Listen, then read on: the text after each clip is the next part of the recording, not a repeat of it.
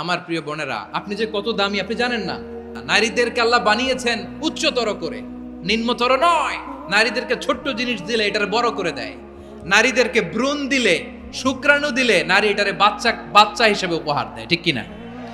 বিয়ের মাধ্যমে স্বামী যখন তার শুক্রাণু তার স্ত্রীকে উপহার দেয়, স্ত্রী রিটার্নে কি উপহার দেয়?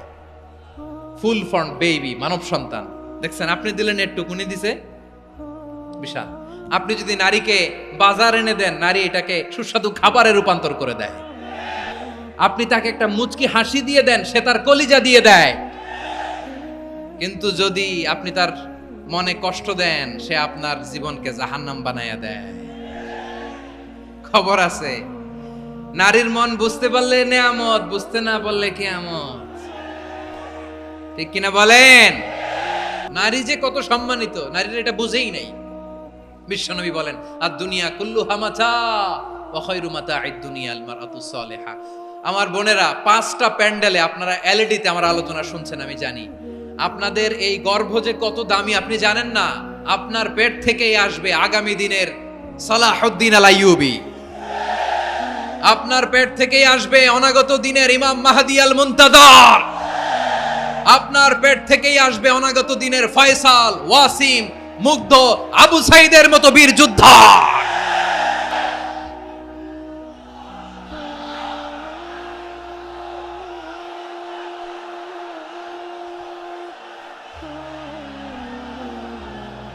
আমার প্রিয় বোনেরা, আমার প্রিয় বোনেরা, বিশ্বনবীর কথার ওজন খেয়াল করেন। আর দুনিয়া কুল্লুহা মাতা ওয়া খায়রু মাতা'আদ দুনিয়াল মারআতুস সালিহা। দুনিয়ার সবকিছুই অ্যাসেট, এর মধ্যে সবচেয়ে দামি অ্যাসেট নেককার নারী।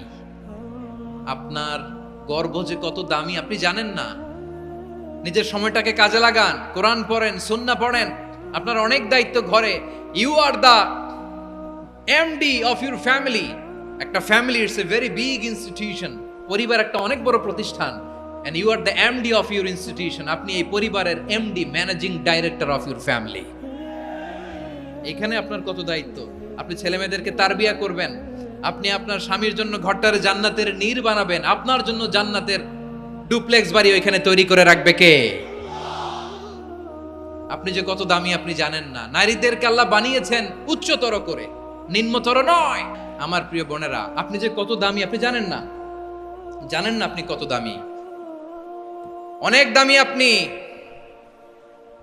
আপনাদেরকে যেন ভোগের সস্তা পণ্য বানাতে না পারে, আপনাদেরকে সচেতন থাকতে হবে, সজাগ থাকতে হবে, কনসার্ন থাকতে হবে। শয়তানের ওই হাতছানির দিকে আর নজর দেওয়া যাবে না। তাহলে কেন আল্লাহ তাআলা এই ফাহশা, অশ্লীলতাকে হারাম করলেন? 1 নাম্বার, এতে হিউম্যান ডিগনিটি কমে। 2 নাম্বার, এতে মানুষের অধিকার নষ্ট হয়। আপনি বিয়ে করেছেন, এরে পরকিয়া করেন, ওর সাথে এরকম আছে না নাই? স্ত্রীর অধিকার নষ্ট করেছেন। আপনি বিবাহ সম্পর্কে আবদ্ধ হয়েছেন তার সাথে, আপনি পরকিয়া করেন ওই ছেলের সাথে, আপনি আপনার হাজবেন্ডের সাথে বিট্রে করেছেন। এজন্য আল্লাহ অশ্লীলতাকে হারাম করেছেন।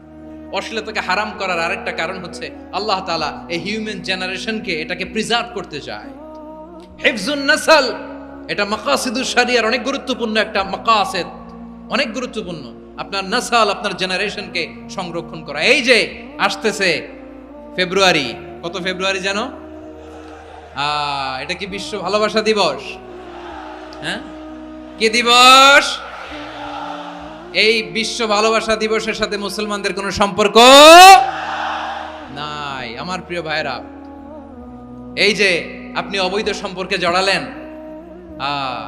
কেন আল্লাহ অশ্লীলতাকে হারাম করেছে দেখেন। বলতেছিলাম যে এটা আপনার নাসল, আপনার জেনারেশন, আপনার লিনিয়েজ, আপনার বংশকে প্রিজার্ভ করা। কে কার বাবা, কে কার মা, বাবা মা জানা, প্রজন্মকে প্রিজার্ভ করা, এটা ইসলাম ওয়াজিব করে দিয়েছে। এই যে অবৈধ সম্পর্কের কারণে, বিশ্ব বেহায়া দিবসের কারণে, এগুলোর আউটকাম, আউটপুট হিসেবে মাঝে মাঝেই ঢাকা মেডিকেলের ডাস্টবিনে নবজাতকের বাচ্চার কান্নার আওয়াজ শুনতে পাওয়া যায়। চট্টগ্রাম মেডিকেলের ডাস্টবিনে নবজাতকের কান্না শুনতে পাওয়া যায়। বীর চট্টলার মুসলমানেরা বুঝতে পারলে আওয়াজ করে বলেন, এই যে চট্টগ্রাম মেডিকেলে যে নবজাতকটা পাওয়া গেল, ওর বাবাকে আমাকে বলেন। ওর বাবাকে, ওর মাকে, ও কোন ফ্যামিলির সন্তান কেউ জানে? আপনি হিউম্যান ডিগনিটিকে অপমান করেছেন না? আপনি তার ভবিষ্যৎকে অন্ধকার করেছেন না? আপনি তার লিনিয়েজকে প্রশ্নবিদ্ধ করে দিয়েছেন না। এই জন্য আল্লাহ তাআলা অশ্লীলতাকে আমাদের জন্য হারাম করে দিয়েছেন। পড়েন সুবহানাল্লাহ। এই জন্য রাব্বুল আলামিন বলেন, কুল ইন্নামা হারামা রাব্বিয়াল ফাওয়াহিশা মা যাহারা মিনহা ওয়া মা বাতান। প্রকাশ্য অপ্রকাশ্য সব অশ্লীলতাকে হারাম ঘোষণা করে দিয়েছে কে? আবার দুনিয়ার বুকে যারা অশ্লীলতার প্রসার করে তাদের জন্য শাস্তি মজুদ রেখেছে কে? রাব্বুল আলামিন বলেন, ইন্নাল্লাযীনা ইউহিব্বুনা আন তাশিআল ফাহিশাতু ফিল্লাযীনা আমানু লাহুম আযাবুন আলীমুন ফিদ দুনিয়া ওয়াল আখিরাতি ওয়াল্লাহু ইয়ালামু ওয়া আনতুম লা তা'লামুন। নিশ্চয়ই যারা বিশ্বাসীদের মাঝে অশ্লীলতার প্রচার প্রসার করতে চায় তাদের জন্য আমি মর্মন্তুদ শাস্তি প্রস্তুত করে রেখেছি, দুনিয়াতেও রেখেছি, আখিরাতেও রেখেছি। ঘোষণাটা কার? যারা এই নাটকের নামে, সিনেমার নামে, রূপালী জগতের নামে, মুভির নামে, ওটিটি প্ল্যাটফর্মের নামে আমার সমাজে অশ্লীলতা ছড়াতে চায় তাদের জন্য কঠিন মর্মন্তুদ শাস্তি মজুদ রেখে দিয়েছে কে? ও আমার বোনেরা, এখনো আপনি জাগবেন না? এখনো আপনার চিন্তার দুয়ারে এখনো নাড়া পড়ে নাই?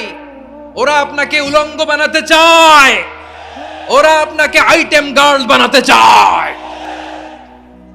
এজন্য ইসলাম অশ্লীলতাকে হারাম করেছে। হারাম। ইসলাম বলেছে যোজন যোজন দূরে থাকো, ওরা বলে না কাছে আসো, কাছে আসার গল্প, ক্লোজ আপ ওয়ান, কাছে আসার গল্প আছে না নাই? চট্টগ্রামে তো এগুলো নাই মাশাআল্লাহ। হ্যাঁ, এখানেও আছে ক্লোজ আপ ওয়ান, কাছে আসার গল্প। আল্লাহ বলেন ওয়ালা তাকরাবুজ জিনা, কাছেও এসো না, জিনা থেকে যোজন যোজন কিলো দূরে থাকো, ওরা বলে কাছে আসার গল্প। আমার বীর চট্টলার ভাইয়েরা, কাছে আসতে হলে আমরা কোরআনের কাছে আসব, কাছে আসতে হলে নবীর কাছে আসব, কাছে আসার গল্প হবে আমার রবের কাছে আসার গল্প। চিল্লায় বলো ঠিক কিনা?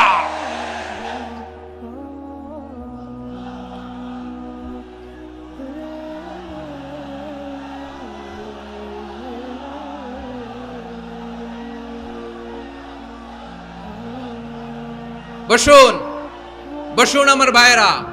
তাহলে অশ্লীলতার সাথে আমাদের কোনো সম্পর্ক? সবাই বলতে পারেননি, আওয়াজ করে বলুন, অশ্লীলতার সাথে আমাদের কোনো সম্পর্ক? আমরা এই সমস্ত ক্লোজ আপ ওয়ান, কাছে আসার গল্পের প্রোগ্রামে যাব? আমরা কোন ধরনের অশ্লীল কন্টেন্ট সোশ্যাল মিডিয়ায়, টিভিতে দেখব? কি যুগ যে আমরা কাটাচ্ছি আপনি কল্পনা করতে পারবেন না। পর্ন ইন্ডাস্ট্রি, নারী পুরুষের বস্ত্রহীন যুগল দৃশ্য, এটাকে দিয়ে ওরা কোটি ডলারের ইন্ডাস্ট্রি বানিয়েছে। পুরো মানব ইতিহাসে এরকম জঘন্য সময় মানব ইতিহাস পার করে নাই। পর্ন এটা ইন্ডাস্ট্রি হয়ে গেছে। আমাদের এই যুবকগুলো, জেনজিগুলো, ওদের চরিত্র বাঁচাবে কি করে? কেমন করে হেফাজত করবে ওদের এই মূল্যবান চরিত্র? আমার প্রিয় ভাইরা, সুস্থ পুরুষ তার বায়োলজিক্যাল গ্রোথকে হরমোন দিয়ে স্টপ করে দিয়ে সে সার্জারি করে নারী হতে চায়। সুস্থ নারী পুরুষ হতে চায়। পুরুষ পুরুষের প্রতি সেক্সুয়ালি আকর্ষণ বোধ করে। এটা লূত আলাইহিস সালামের কওমের মধ্যে ছিল। এটাকেও আল্লাহ কোরআনে ফাহিশা বলেছেন। ওয়ালুতান ইয ক্বালা লিকাওমিহি আতাতুনাল ফাহিশাতা মা সাবাকাকুম বিহা মিন আহাদিম মিনাল আলামিন। লূত আলাইহিস সালাম বললেন, তোমরা কি এমন এক অশ্লীল কার্যক্রমে ডুব দিলে নাকি যেটা গোটা বিশ্বের কেউ কখনো করে নাই? তোমরাই প্রথম করেছো। পড়েন নাউযুবিল্লাহ। এই পশ্চিমের এই রোগ আমার দেশে যেন আসতে না পারে, আমাদের সজাগ থাকতে হবে। প্রিয় ভাইরা, চিল্লায় বলেন ঠিক কিনা? পশ্চিমের অবস্থা ভয়ঙ্কর। পাশ্চাত্যে আমি যুক্তরাষ্ট্রে ছিলাম অনেকদিন, কয়েক মাস, বিভিন্ন স্টেটে ঘুরেছি। গার্ডিয়ানরা উদ্বিগ্ন। ছেলে মেয়েদেরকে, ছোট্ট ছেলে মেয়ে, ওদেরকে জিজ্ঞেস করে, তুমি how do you feel right now inside yourself? তুমি ভিতরে ভিতরে কেমন ফিল করো? তোমার কি ছেলে ছেলে লাগে না মেয়ে মেয়ে লাগে? আচ্ছা বলেন, এই ছোট্ট বাচ্চাটা ওকে এগুলো জেন্ডার অ্যাসাইনমেন্ট বলতে এগুলো কিছু বুঝে? এইভাবে মিসগাইড করা হচ্ছে। কৌতূহল বশত ছোট্ট ছেলে যদি বলে আমার তো মেয়ে মেয়ে লাগে, তখন বলে যে না তুমি মেয়ে, ছেলে না। মা বাবা বাধা দিলে ওকে আলাদা গভর্নমেন্ট হাউসে নিয়ে যায়। ভয়ঙ্করতম অবস্থা। আমরা একটা সময়ে শুনতাম যে হুজুর আমার ছেলেটা খুব ভালো, হাফেজে কোরআন, আল্লাহওয়ালা। হুজুর আমার ছেলে দাড়ি রাখছে, আল্লাহওয়ালা। হুজুর আমার ছেলে 5 ওয়াক্ত সালাত জামাতের সাথে পড়ে, তার মানে আল্লাহওয়ালা। পশ্চিমে যে আমি কি শুনছি জানেন? ওরা বলে হুজুর আমার ছেলেটা ইউনিভার্সিটির একটা মেয়ের সাথে প্রেম করে, ও খুব আল্লাহওয়ালা, হুজুর দোয়া করবেন। এর কারণ ওদের কাছে আল্লাহওয়ালার ক্রাইটেরিয়া হচ্ছে হুজুর আমার ছেলেটা আরেক ছেলের পছন্দ করে নাই, আমার মেয়েটা আরেক মেয়েকে ভালোবাসে নাই, এজন্য আমার ছেলেটা আল্লাহওয়ালা, হুজুর ওর জন্য একটু দোয়া করে দিয়েন। কি চ্যালেঞ্জ ওরা ফেস করতেছে। ওনার ছেলে যে আরেক ছেলেরে বিয়ে করবে না, এটাতেই উনি খুশি যে আলহামদুলিল্লাহ আমার ছেলেটা একটা মেয়েরে ভালোবাসে, আমার মেয়েটা একটা ছেলেরে ভালোবাসে, মানে এটা খুব আল্লাহওয়ালা। নাউজুবিল্লাহ পড়তে পারলেন না? এজন্য অশ্লীলতার সাথে আমাদের কোনো সম্পর্ক